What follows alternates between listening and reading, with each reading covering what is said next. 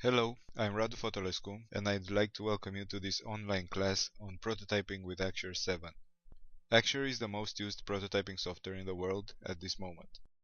This online class is based on my 4-year experience using Axure as part of my prototyping process, and also includes materials from a number of relevant sources such as the Axure forum. Axure was first released in 2003 as a tool that was supposed to revolutionize the creation of PowerPoint and Word specifications. Nowadays, it is considered the standard in software prototyping tools, being used by tens of thousands of UX designers and product managers. Axure has evolved constantly throughout the years, getting better and better with every release. At the end of 2013, just a month ago, Axure RP was released after about half a year of beta testing. There are a lot of new features available when comparing to the 6.5 version, and amongst my favorites I include the enhanced support for responsive design through adaptive views. Adaptive views allow you to create prototypes that behave similarly to responsive design, but without the fluidity.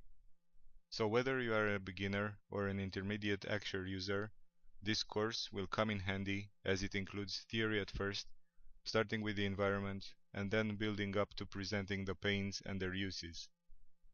After this complete overview, I will give you a practical example, which is creating a proper interactive website homepage of a well-known coffeehouse company. We will create 100% wide dynamic navigations with on-mouse center and on-mouse out interactions, and also slide animations. We will dynamically resize dynamic panels, and we will use the newly introduced repeater widget to create navigation links.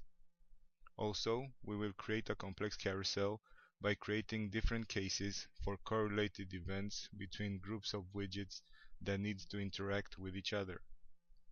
Later on in this course, we will learn how to set up our prototype with breakpoints for different devices so that the look and feel of the prototype when viewing from a mobile device would be enhanced.